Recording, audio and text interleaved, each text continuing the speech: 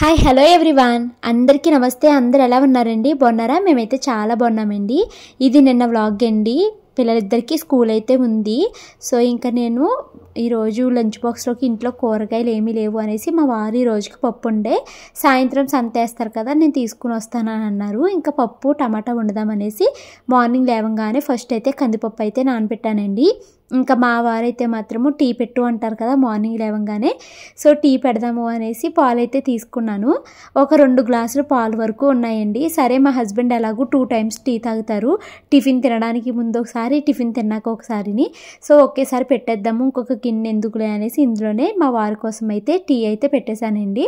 So ఇంకా మా వారికి ఒక గ్లాస్ అయితే టీ అయితే ఇచ్చేసి తర్వాత ఇంకా నేను మళ్ళీ వంటగదిలోకి వచ్చి క్విక్గా పనులు చేయడం అయితే స్టార్ట్ చేశాను. నేను మార్నింగే కందిపప్పు అయితే నీట్గా వాష్ చేసుకుని నీళ్ళు పోసి నానబెట్టాను కదండి. ఇంకా టమాటాలు అయితే కట్ చేసుకుంటున్నాను. పప్పు టమాటా అయితే వండుతున్నాను. మళ్ళీ ఈ పప్పులో నేను టమాటా కానీ లేకపోతే దోసకాయ, ఆనపకాయ, బీరకాయ ఇలాంటివి వేసినప్పుడు అవి ముక్కల కింద ఉన్నాయి అనుకోండి, మా మను అది ఏరుతూ కూర్చుంటా తప్పించి తినే రకం అయితే కాదు. సో మళ్ళీ నేను ఈ టమాటా ముక్కలు ఇవి మిక్సీ పట్టి అప్పుడైతే వేస్తాను అనమాట ఉడికిపోయిన తర్వాత. ఇంకా ఈరోజు బ్రేక్ఫాస్ట్లోకి అయితే నేను పిల్లల కోసము రాగి జావ కాసి పులిహోర అయితే చేద్దాము అనేసి అనుకుంటున్నానండి. ఎందుకు అంటే నిన్న నైట్ వండిన అన్నము మొత్తం అలాగా మిగిలిపోయిందనమాట. సో ఇంకా మళ్ళీ అది మధ్యాహ్నం తినడానికి పాడైపోతుంది కదా. సో చింతపండు వేసి పులిహోర చేసేసుకున్నాం అనుకోండి, ఇప్పుడు మార్నింగ్ బ్రేక్ఫాస్ట్ లాగా అయిపోతుంది. సో మొత్తం పులిహారే తినాలన్నా కష్టంగా ఉంటుంది కాబట్టి కొంచెం రాగి జావ తాగిద్దాము అనేసి పిల్లల కోసం అయితే రాగి జావ అయితే కాస్తున్నానండి. పిల్లల కోసం అంటే పిల్లలే తాగరు, నేను మా వారు కూడా తాగుతాము. ప్రతిరోజు రాగి ఏదో ఒక రూపంలో మనము తిన్నామనుకోండి అది చాలా హెల్త్కి మంచిదంట. సో అందుకని కాసేసాను.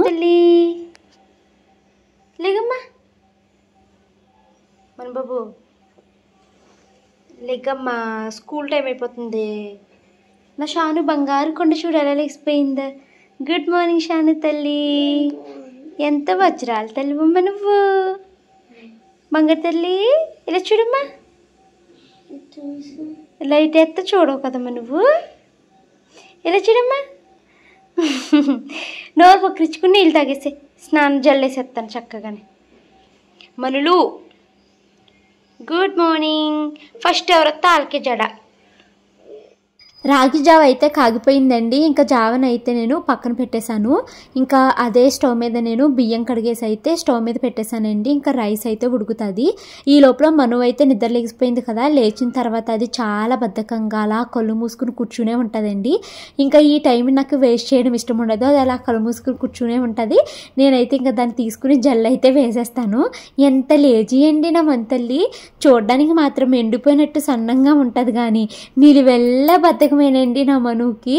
నిద్ర లేవడానికి బద్ధకం, బుక్స్ ఏమైనా తీసేసి నీ సర్దుకోవే అంటే దాని వస్తువులు సర్దుకోవడానికి బద్ధకం, పోస్ట్ పోన్ చేస్తూనే వస్తుందండి. నేను అదే అంటాను, ఎండిపోయి తీగలాగా ఉన్నావే కానీ నీ ఒళ్ళంతా బద్ధకమేనే బాబు అనేసి అంటూ ఉంటాను అనమాట. మళ్ళీ అలా అన్నా కూడా ఒప్పుకోదండి మా మను. ఏమి కాదే, కొద్దిసేపు ఆగు చేస్తాను ఉండు అని ఇలా చెప్తుందండి. నాకైతే దాని మాటలు భలే ముద్దొచ్చేస్తాయి. కానీ ఒకసారి కోపం వచ్చి తిడతా ఉంటాను అనమాట, అంత లేజీ పనికిరాదు అది ఇది అని. ఇంకా పిల్లల కోసం స్నాక్స్ అయితే పపాయ పెట్టామండి. నేను పెడతాను కానీ ఆ మను తినదు, ఇంటికి వచ్చాక తింటుంది అనమాట. అయినా ఏదో ఆశ ఏమన్నా ఒక ముక్కైనా తింటుందేమో అనేసి పెడతామన్నమాట. ఇంకా నేను దాన్ని ఏంటి అన్నం కూడా పెట్టేశానండి. కూర తాలింపు వేసాక పెడతాను. ఇంకా పిల్లలిద్దరూ స్నానాలు చేసేసి అయితే వచ్చేసారు. సో పిల్లలకి జావ తాగించాలి కాబట్టి జావలోకి అయితే నేను మజ్జిగ అయితే కలిపేస్తున్నానండి. పెరుగు ఇలా విష్కర్తో మిక్స్ చేసేస్తున్నాను. మళ్ళీ అది పెరుగు బిల్లల కింద ఉందనుకోండి, మా మను ఇంకా కావాలని మరి కక్కేస్తుంది అనమాట. పెరుగు వచ్చింది బిల్లల్లాగా ఉంది నేను తిన్నది అని కక్కేస్తుంది. అసలు పెరుగు చూస్తేనే ఆ పిల్ల అది ఒక వికారంగా పెడుతుందండి. పోనీ అలాగని పెరుగు అలవాట్లేదు, లాక్టోజ్ ఇంటాలరెంట్ అని మాత్రం అనుకోవద్దు. పెరుగులాగా జావలో కలిపిచ్చేస్తే తాగుతుందండి. కాకపోతే దానికి పెరుగు బిల్లల్లాగా కనపడకూడదు అంతే. ఇంకా పిల్లలిద్దరూ జావ తాగుతున్నారు. ఈ లోపల నేను వాళ్ళ కోసం క్విక్గా పులిహోర అయితే చేస్తున్నాను. రాత్రి మిగిలిపోయిన అన్నం ఉంది కదా దాంతో. సో నేను పచ్చెనపప్పు, మినపప్పు, వేరుశనగ గుళ్ళు వేయలేదు, ఫ్లోలో వచ్చేసింది అంతే. పచ్చెనపప్పు మినపప్పు వేగించుకున్నాను. జీలకర్ర ఆవాలు ఎండుమిర్చి కరివేపాకు అయితే వేసి వేగించేసానండి. తాలింపు వేగిపోయిన తర్వాత దాంట్లోకి నేను కొంచెము ఉప్పు వేసుకుని కొంచెం పసుపు అయితే వేసుకున్నాను. చింతపండు గుజ్జు చేసింది ఇంకా లాస్ట్కి వచ్చేసిందండి. ఇదే లాస్ట్ అనమాట పులిహోరకి. మళ్ళీ చింతపండు గుజ్జు చేసుకుని ఉంచుకోవాలి. సో ఆ చింతపండు గుజ్జు కూడా వేసేసి దాంట్లోకి చివరికి వచ్చేసింది కదా వాటర్ కింద ఉంది, అదంతా ఎవాపరేట్ అయిపోయేలాగా నూనెలో అయితే వేగిచ్చేసాను. ఇంకా దీంట్లోకి అయితే నైట్ మిగిలిపోయిన అన్నాన్ని అంతటినీ తీసుకొచ్చి వేసేసానండి. దాన్ని ఇంకా నేను పులిహోర కింద అయితే కలిపేసుకుంటున్నాను. పులిహోర అయితే భలే టేస్టీగా ఉందండి. నిమ్మకాయ పులిహోరతో కంపేర్ చేస్తే చింతపండు పులిహోరే టేస్టీగా అనిపిస్తుంది నాకు. పిల్లలకైతే నేను పులిహోర అది పెట్టేశానండి. ఇంకిప్పుడు నేను పప్పు అయితే తాలింపు వేయాలి. సో పప్పు తాలింపు వేయడానికి కుక్కర్ అయితే ఓపెన్ చేశాను. ఆల్రెడీ 2-3 విజిల్స్ వేసేసింది అనమాట. ఇలా నేను దాన్ని టమాటా నేను గిన్నెలో పెట్టాను కదండి, దాంట్లోకి వెళ్ళిన ఎక్సెస్ వాటర్ అంతటిని రిమూవ్ చేసేసి ఈ టమాటా మొత్తాన్ని మిక్సీ అయితే పట్టేశాను అనమాట. ఆల్రెడీ చల్లారిపోయింది. నేను ఇలా మిక్సీ పట్టడానికి మెయిన్ రీజన్ నా మను అండి.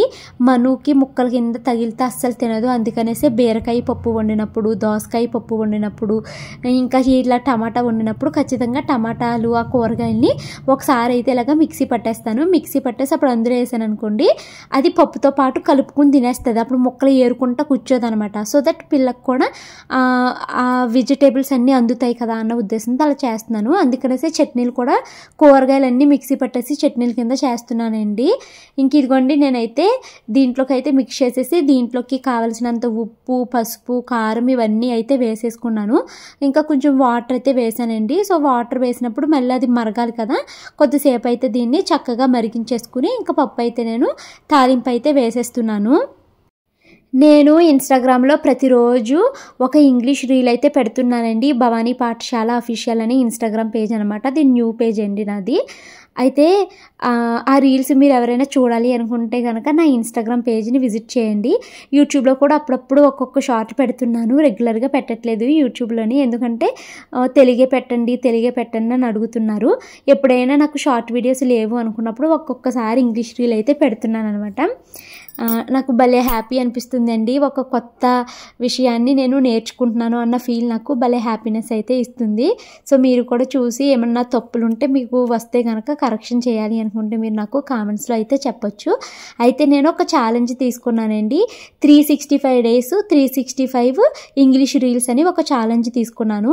ఇప్పటికీ నేను ఇది మొదలుపెట్టి 12 days అయ్యిందండి. సక్సెస్ఫుల్గా ఎక్కడ గ్యాప్ లేకుండా 12 రీల్స్ అయితే పెట్టేశాను. అలా నేను 365 daysలో ఒక్కరోజు కూడా గ్యాప్ లేకుండా పెట్టాలి అనుకుంటున్నాను. ఈ 365 daysలో అంటే అక్టోబర్ 23rd స్టార్ట్ చేశానండి. నెక్స్ట్ ఇయర్ 2026 అక్టోబర్ 26కి నేను 365 రీల్స్ పెట్టాలి. అప్పటి లోపల నాకు ఫ్లూయెన్సీగా ఇంగ్లీష్ అయితే వచ్చేయాలి అన్నది నా టార్గెట్ అనమాట. సో చూడాలి ఈ టార్గెట్ని నేను రీచ్ అవుతానో లేదో అని. అంటే ఫ్లూయెన్సీగా ఇంగ్లీష్ మాట్లాడగలుగుతానో లేదో నాకైతే తెలియదు, కానీ నేను ఫ్లూయెన్సీగా ఇంగ్లీష్ మాట్లాడగలిగినా లేకపోయినా కూడా నా టార్గెట్ 365 days రీల్స్ పెట్టాలి అన్నది. నేనేమి పరిగెత్తుకుంటా నేర్చేసుకోవాలి అన్నది నాకేమీ లేదు. నేను స్లోగానే నేర్చుకుంటాను. బట్ ఈ ప్రాసెస్లో నేను నాకేంటంటే ఇలా ఇంగ్లీష్ మాట్లాడగలుగుతున్నాను, నా ఇంగ్లీష్ రీల్స్ని నేనే చూసుకుని ఒక రకమైన హ్యాపీనెస్ని నేను పొందుతున్నానండి. అది నాకు నచ్చుతుంది అనమాట. అలాగే నా కోసం నేను టైం కేటాయించుకుంటున్నాను. ఇంట్లో పనులు త్వరగా ముగిచ్చేసుకుని ఒక 1 hour పాటు ఇంగ్లీష్ రీడింగ్ చేస్తున్నాను, ఇంగ్లీష్లో ChatGPTతో మాట్లాడుతున్నాను. అలాగే నా ఇంగ్లీష్ వీడియోస్కి వాయిస్ ఓవర్ నేను ఇంగ్లీష్లోనే ఇచ్చుకుంటున్నాను. ఇవన్నీ నాకు మంచి హ్యాపీనెస్ని అయితే ఇస్తున్నాయి అనమాట. పోనీ మనకి ఈ హ్యాపీనెస్ కూడా రావాలి అంటే అది అందరికీ దొరకదు కదండి. నాకు నేనుగానే సెల్ఫ్గా ఒక హ్యాపీనెస్ని అయితే క్రియేట్ చేసుకుంటున్నాను. అది భలే హ్యాపీ అనిపిస్తుంది. ఇంకా ఇంగ్లీష్లో రీల్స్ ఇప్పటికి యూట్యూబ్లో 2 అయితే పెట్టాను కదండి. చాలామంది నాకు పర్సనల్గా మెయిల్స్ మెసేజెస్ చేస్తున్నారు. భవానీ ఏ యాప్ ఉపయోగించి నువ్వు ఇంగ్లీష్ నేర్చుకుంటున్నావు అని అడుగుతున్నారండి. నేను చాలాసార్లు చెప్పాను, నాకు ఇంగ్లీష్ మాట్లాడడం వచ్చండి. నేను చాలామంది బ్రాండ్స్తో అవి మాట్లాడుతూ ఉంటాను, వాళ్ళతో ఇంగ్లీష్లోనే మాట్లాడతాను. అయితే చాలా తప్పులు మాట్లాడతాను అనమాట. అలాగే పీని, ఎఫ్ని, హెచ్ని సరిగ్గా నేను ప్రొనౌన్స్ చేయలేకపోతున్నాను. ఇప్పుడు ఈ ప్రొనౌన్సియేషన్ నన్ను నేను కరెక్ట్ చేసుకుంటూ అలాగే నేను ఇంగ్లీష్ని తప్పులు లేకుండా మాట్లాడాలి అని అనుకుంటున్నాను అనమాట. సో నేను ఏమీ యాప్స్ని అయితే ఉపయోగించట్లేదు. అంటే చాలామంది డ్యూలింగో యాప్ని అవి ఉపయోగించి నేర్చుకుంటున్నారు. నేను అలా ఏం కాదండి, నాకు వచ్చినట్టు నేను ఇంగ్లీష్లో అయితే మాట్లాడేస్తున్నాను చాట్ జీపీటీ దగ్గర. అది నేను మాట్లాడిన వాటిలో తప్పుల్ని కరెక్ట్ చేస్తుంది అనమాట. అంటే సెంటెన్స్లో గ్రామర్ మిస్టేక్స్ని అవి కరెక్ట్ చేసి ఎగ్జాక్ట్ సెంటెన్స్ని ఇస్తుంది. సపోజ్ ఇప్పుడు నేను ఈ వాయిస్ ఓవర్ అంతా నేను నాకు వచ్చినట్టు చాట్ జీపీటీతో ఇంగ్లీష్లో చెప్పేస్తున్నానండి. నేను చెప్పిన ఈ వాయిస్ ఓవర్లో ఉన్న మిస్టేక్స్ని చాట్ జీపీటీ కరెక్ట్ చేసి ఇస్తుంది అనమాట. అప్పుడు నేను ఆ కరెక్ట్ వచ్చిన దాన్ని వాయిస్ ఓవర్లో చూస్తూ చదువుతున్నాను. ప్రస్తుతానికి నేను లెర్నింగ్ స్టేజ్లో ఉన్నాను కాబట్టి చూస్తూ చదువుతున్నానండి. చాలామంది బుక్లో రాసుకుని చదివేస్తున్నావా, నువ్వు మాట్లాడుతున్నట్టు లేదు, చదువుతున్నట్టు ఉంది అంటున్నారు. అవును, నేను చదువుతున్నానండి. కొన్ని రోజులు నాకు ఇలా అలవాటు అయ్యాక అప్పుడు నేను చూడకుండా అయితే చెప్తానమాట. సో ఇంట్లో నా బిజీ మార్నింగ్ రొటీన్ అయితే పూర్తి చేసేసుకుని ఇంగ్లీష్ నేర్చుకున్నాను, వాయిస్ ఓవర్లు ఇచ్చేసాను, ఎడిటింగ్ అంతా పూర్తి చేసుకున్నాను. ఇప్పుడు టైము 1:30 అవుతుందండి. లంచ్ కూడా పూర్తి చేసేసాను. ఇప్పుడు నేను ఇంకా ఒక వీడియో షూటింగ్ ఉంది, దానికోసం అయితే నేను రెడీ అవుతున్నాను అనమాట. ఎంత లావు ఉన్నానో కదండి, పొట్ట చూసారా ఎంత ఉందోని. అయితే ఇది నాకు కొలాబరేషన్కి ఒకళ్ళు అయితే ఒక 7 డ్రెస్సెస్ అయితే పంపించారండి. అది షూట్ చేసేసిన తర్వాత మళ్ళీ నేను వాళ్ళకి రిటర్న్ ఇచ్చేస్తున్నాను. నాకు నచ్చిన ఒక డ్రెస్ అయితే ఉంచుకుని మిగతా అయితే రిటర్న్ ఇచ్చేస్తానమాట. సో ఇంకా వాళ్ళు నా సైజు సరిగ్గా తెలియలేదు, వాళ్ళకి చిన్న సైజు అయితే పంపించారు. సరే ఒక్క షూట్కి జస్ట్ ఎంతసేపు అండి 2-3 మినిట్స్ వేసుకుంటానేమో ఒక డ్రెస్ని, అంతే. అలా 2 మినిట్స్ వేసుకుని ఫొటోస్ వీడియోస్ అయితే తీసుకుని వెంటనే డ్రెస్ అయితే రిమూవ్ చేసేస్తానమాట. సో ఆ షూటింగ్ అయితే కంప్లీట్ చేసుకున్నాను. నాకు ఒకే ఒక టార్గెట్ అండి, మా షానుకి మనుకి డ్యాన్స్ ఫీజు ఇప్పుడు 6,000 అలా చేసేసారు కదా, అట్లీస్ట్ ఈ డ్యాన్స్ ఫీజుని ఇన్స్టాగ్రామ్ త్రూ సంపాదించాలి అన్నది నా కోరిక అనమాట. సో ఈ డ్రెస్సులు వాళ్ళకి తిరిగి ఇచ్చేస్తే వాళ్ళు నాకు 2,000-3,000 వెనక్కి అయితే వేస్తారనమాట. సో అవి నేను పిల్లల డ్యాన్స్ ఫీజు కోసం అలా ఉపయోగించుకుందాము అని నా ప్లాన్. నేనైతే ఒక్క డ్రెస్సే ఉంచుకున్నానండి. బాబాయ్ అయ్యే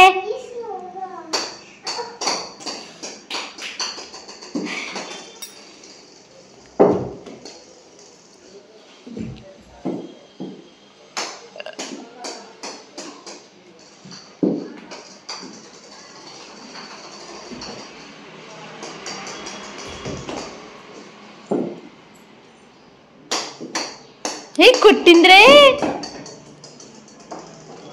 బ్యాట్ అంత లేదు మరి బాబు.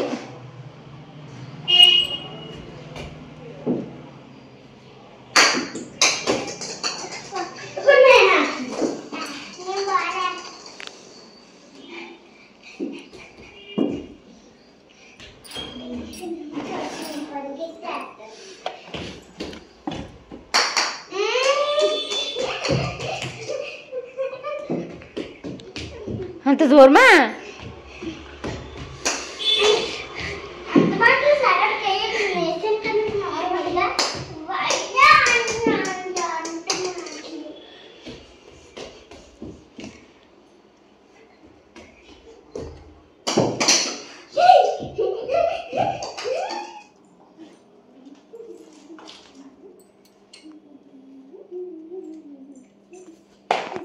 ఏంటమ్మా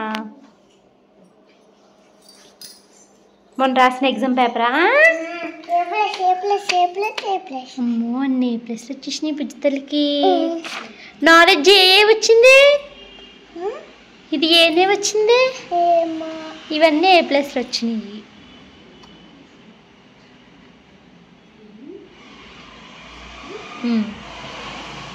సైన్ పెట్టాలి. ఇది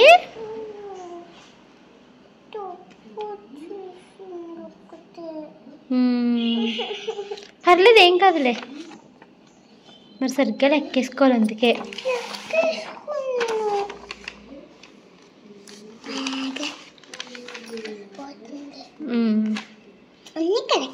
అన్నీ కరెక్ట్, ఒకటి తప్పు వేసేసావు.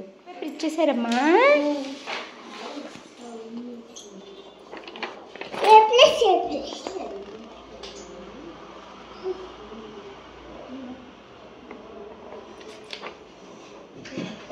వెరీ గుడ్ నాన్న.